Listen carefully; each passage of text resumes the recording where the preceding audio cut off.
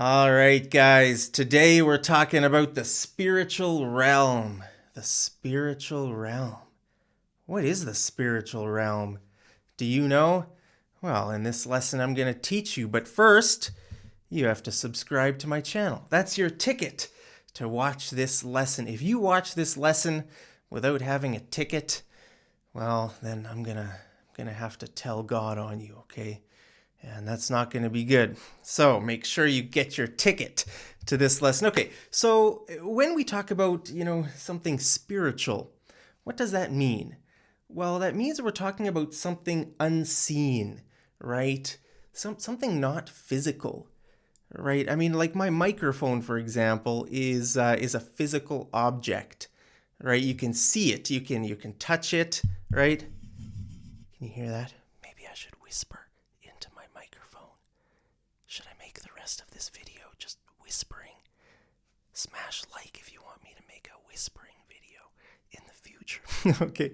So, so when we talk about spiritual, we're talking about things like ghosts or angels or demons. You can't really see those things, right? I mean, I'm not seeing any demons here in my studio unless they're hiding under my desk.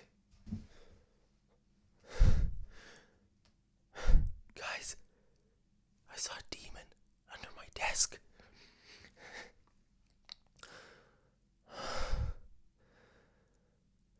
I'm just pulling your leg. I'm just pulling your leg. I didn't see a demon. I'm just pulling your leg. That means I'm joking with you guys. I'm just joking. I'm pulling your leg.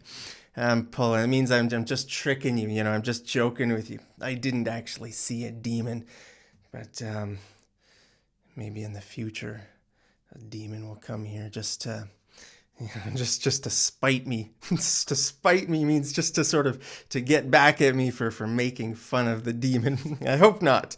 Knock on wood. Sometimes in English, when we say we hope something doesn't happen, after we've said it, we say knock on wood.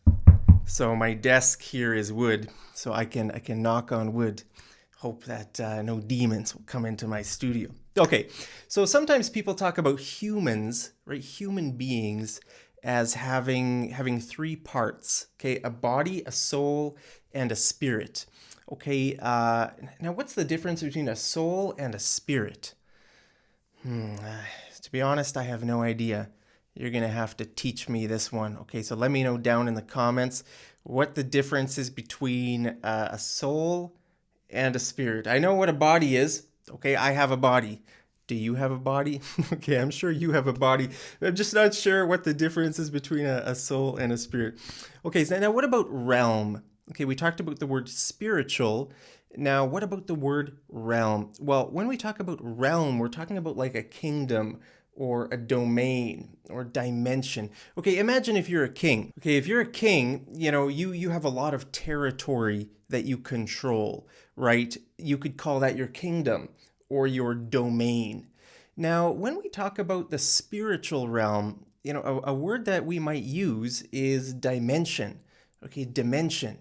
That sort of means like sort of a different part of something. Okay, for example, a square is a two-dimensional object, right? Sometimes you could write it like this, 2D, whereas a cube is a three-dimensional object, right? You've probably seen the word 3D or whatever. Is that a word? It's a number and a letter.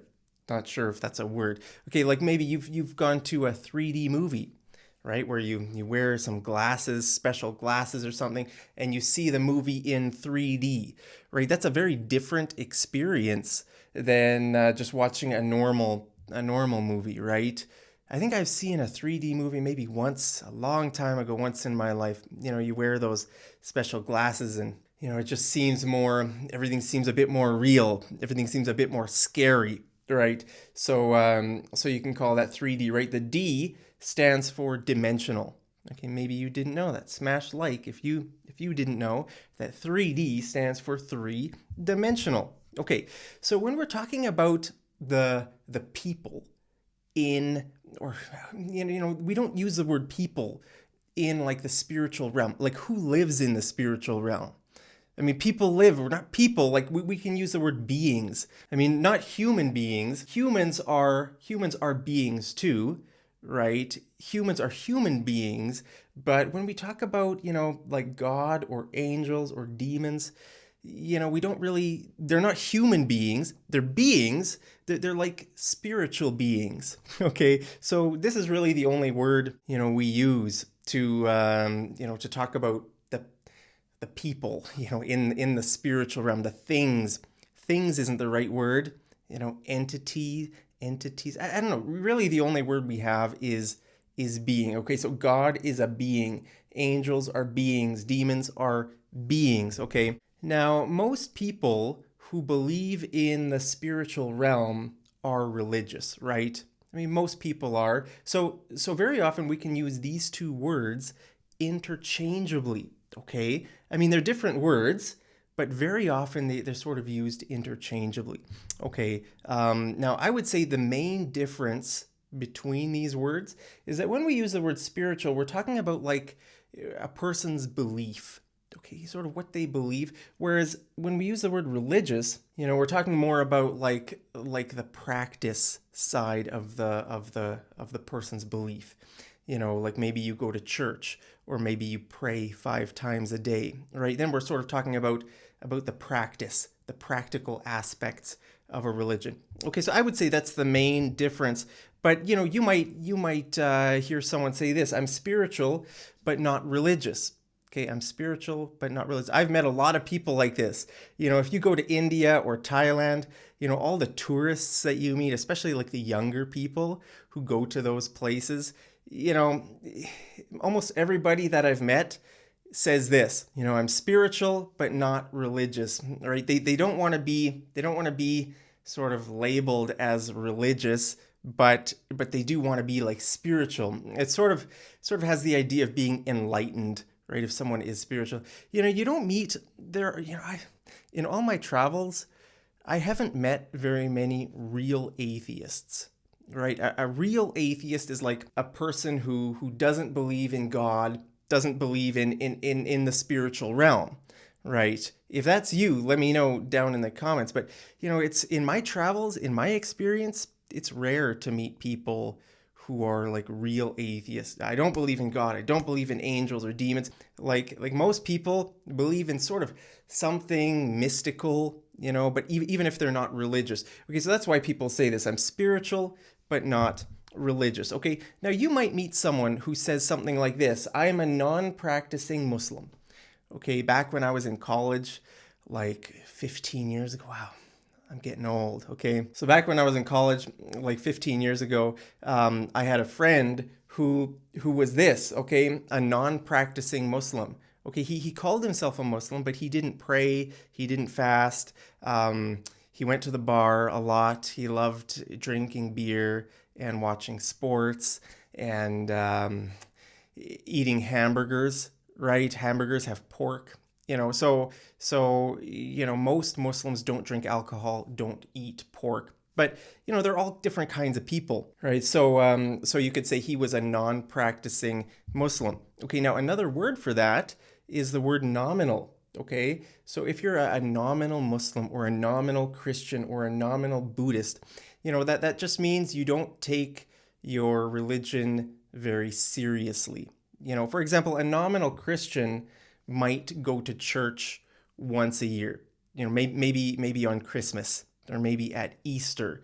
Okay, they just go to church, sort of just, I don't know why, but just maybe one day, right? So it's not taking the religion very seriously. Okay, so a good word you can use to describe those kinds of people, or to describe yourself, if you're a nominal Christian or a nominal Buddhist, you can use that word, nominal. Okay, so now in my next lesson, I'm going to talk specifically about religious vocabulary. Okay, like I said, there's sort of a difference. So in this lesson, we're talking about spiritual beings, spiritual places. Like we're going to talk about heaven and hell and that kind of stuff. So if you want to get some religious vocabulary, then make sure you smash that subscribe button right down there so you can have a ticket to the next lesson as well. Okay, so one of the problems with English is that English is a modern language. English is just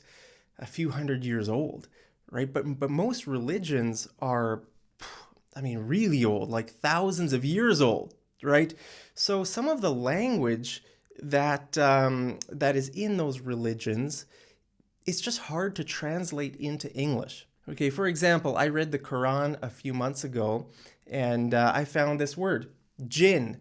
Okay, Jinn. If you read the Quran, you'll see this word. Okay, now this is not an English word, and the Quran I was reading was English, right? I can only read English. I can't read other languages. Okay, so this is not an English word. So why was this word in that Quran? Well, that tells me one of two things.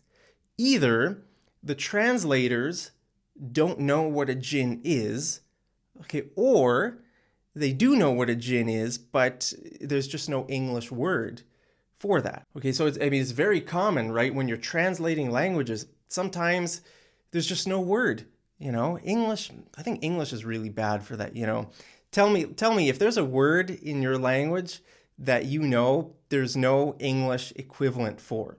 Okay, you might know that. Okay, so let me know that. I'm interested to know that down in the comments. Sorry, my throat is getting a bit raspy. All right, that's a bit better. Okay, now also about a month ago, I read the Bhagavad Gita. Okay, the Bhagavad Gita, that is one of the holy books in Hinduism. Okay, and I found a word, yoga. Okay, I found that word. Now this is also not an English word.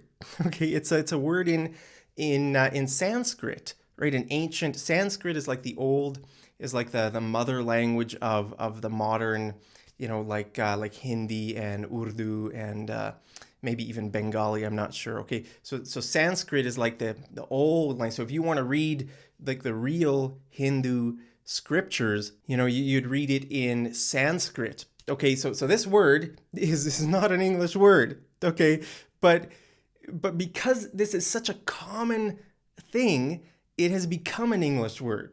Okay, now I'm sure this is also a word in your language. Okay, so whatever you speak, let me know. If you speak Spanish or Portuguese or Russian or German, okay, I'm sure this is a word in your language, but really it's not, right? You just sort of stole it from Sanskrit. Okay, so sometimes like words just get so popular that they become, part of your everyday language. Now, if you read the Bible too, right, you might see words like this, like Elohim. Okay, Elohim is a Hebrew word, that can be translated different ways. Okay, it could be translated God or gods or angels or heavenly beings. Okay, and depending on which translation you read, the translators sometimes choose different words. Sometimes it's hard, right? Translating any kind of language, especially ancient languages, is a very hard job. So, sometimes translators say, we don't really know, so we're just not going to translate it at all. We're just going to leave it that way. Okay, so in some English translations, you might see this word, Elohim. Okay, it's just means maybe the translators didn't know what to do with it. Okay, now in English, we really only have a few words to talk about spiritual beings, okay? Like God and Lord, those would be like the main two words to talk about God, okay? Satan and the devil, okay, those are the two most common words to talk about, Satan and the devil. Now, again, in the Bible, if you read the Bible, you might find other words too, like Beelzebub or something like that, right? Those are, like I said, in ancient languages, they have a lot more words than just a few words, okay? So in English, if you read an English Bible, you might only see these words here, like angel, demon, but maybe in actual fact, there might be a lot more words. So that's why English is sort of, it's just sort of limiting. So that's why sometimes you might see other words introduced from those other languages. Like I said, like yoga, or like the word like jinn, right? What is a jinn? Do you know what a jinn is? I have no idea. When I read the Quran, I just sort of assumed that jinn meant like demon. Okay, I could be wrong. If you know, then let me know, because, well, it didn't explain what a jinn was. I just sort of assumed it was maybe like a demon, or maybe like an angel, right? So angels are good guys and demons are bad guys, right? Hope there are no demons living in your house, but maybe hope there are some angels. Hey, if you have some angels, guardian angels, watching over you, all day and all night, then that's great. I hope so. Hope there's some angels here in my house. I don't see any, but maybe there are. Maybe they exist. Okay, now a very important word is the word manifestation. Okay, now manifestation means to sort of, if a spiritual being becomes embodied, that means sort of takes on a body, or sort of takes on a form, okay, or takes on flesh. Okay, when I read the Bhagavad Gita, I saw this word a lot. Okay, this word is just all over the place, right? It means like if something spiritual takes on a certain form. Okay, so a form that you can see, or you can touch, or you can somehow perceive it. Now, Christians believe that Jesus is the manifestation of God. Okay, so Jesus is like the physical form of God. Okay, for example, let's read this Bible passage here. Okay, Christ is the visible image. Now, Christ meaning Jesus. Okay, Christ is sort of another word for Jesus. Actually, Christ is the Greek word for Messiah, and Messiah means anointed one. But that's beside the point. But when you see the word Christ, that's talking about Jesus. Okay, so Christ is the visible image of the invisible God. He existed before anything was created and is supreme over all creation. For through him, God created everything in the heavenly realms and on earth. He made the things we can see and the things we can't see, such as thrones, kingdoms, rulers, and authorities in the unseen world. Everything was created through him and for him. He existed before anything else, and in him all things hold together. Okay, that's in the book of Colossians chapter 1. Okay, so you can see here, Christ is the visible image of the invisible God. Okay, so that's the word manifestation. Okay, so that's why Christians, not just in this passage, the whole Bible is basically about this. The whole New Testament is about Jesus, Jesus being God. It's something you can't miss if you read the whole New Testament. That's just very clear. Now, specifically when we talk about Jesus, we often use the word incarnate. Incarnate. Okay, so this is basically another word like manifestation. Okay, see this here, Karn. You might recognize that if you speak like Latin. I mean, these days people don't really speak Latin, but if you speak Italian, or you speak maybe Spanish or one of those Romance languages, you probably recognize this word here, karn. That means like flesh. Okay, in the flesh. I think that's actually their word for meat, right? So your flesh is like your meat, right? So Jesus is the sort of God in the flesh, right? The meat, the skin and bones, right? So just remember those two words, okay? Manifestation and incarnation. We can sort of use both those words to bridge the gap between the spiritual realm and the physical or the material world, okay? So this is another word you can use for physical. Okay, for example, my microphone here. Oh, my microphone's a bit dusty. Okay, so my microphone, this is a sort of a physical or a material thing. Okay, so if something in the spiritual world, the spiritual realm becomes physical or becomes material, then you can use those words manifestation and incarnation. Okay, so heaven. Now, another word for heaven is paradise. Okay, or sometimes you might you might see this term pearly gates. Okay, especially in English jokes. Okay, in English jokes, I have no idea why, but very often in English jokes, you see when someone dies, before they go to heaven, they appear in front of the pearly gates, nice big golden gates, and very often Saint Peter is standing, by the gates, and Saint Peter is sort of like the border control guy. He sort of, if he has the power to either let you in or to not let you in.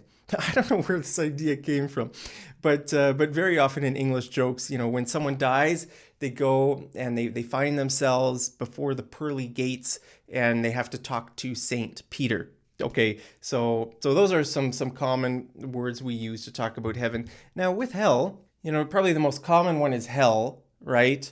It's the bad place. You don't want to go to hell. That's where like Satan is. That's like the fiery, furnace burning for all eternity, right? It's a bad place. Now, another word we use is inferno. Okay, you could call it inferno, or if you read the Bible in English, you might see these words, Hades or Sheol. Now, again, these are not English words, okay, but an English Bible might have them, just because of like what I talked about before, right? Sometimes English doesn't have proper words. These words might be translated as like the place of the dead, or the grave, or something. They have to sort of to do with death or hell or that kind of stuff. Okay, so like I said, very often religions are old. Religions have words that modern day English speakers just don't really, we don't have any proper words. So sometimes the translators just leave the words, like that. Now, I would say there is an overlap. There's a pretty big overlap between spiritual vocabulary and mythical vocabulary. Okay, so for example, like a ghost. Okay, is a ghost like a spiritual being, or more of like a mythical being? Mythical, sort of, it's like maybe not real. Okay, like, I mean, I've met a lot of people in my life, and I would say most people I've met don't believe in ghosts. Okay, but I know a lot of people who believe in God, believe in angels, believe in demons. Okay, they believe those things are real, but ghosts, nah, that's like a fairy tale. Okay, so, it probably depends on the person whether they count something as like spiritual or more like mythical. Okay, how about you? What do you think? Do you think ghosts are real, or are ghosts just sort of, I don't know, something like a myth? Okay, it's sort of the same with like a goblin. Okay, a goblin, for me, I think of that as more like a mythical or like a fictional character. Is a goblin like a spiritual thing? I don't even know what a goblin is. I don't know if this is what a goblin looks like. If you know what a goblin is, let me know down in the comments. Okay, it's sort of like Atlantis, right? Atlantis is sort of like a mythical place, a fictional place. Like, I think most people don't really believe that Atlantis is a real place, right? But like I said, a lot of people, in fact, probably most people in this world believe heaven is a real place and hell is a real place, or something like that, right? They believe like in the spiritual realm, right? I would say most people in this world believe in the spiritual realm. So let's have a homework question, okay? Homework for today is, what do you believe about the spiritual realm?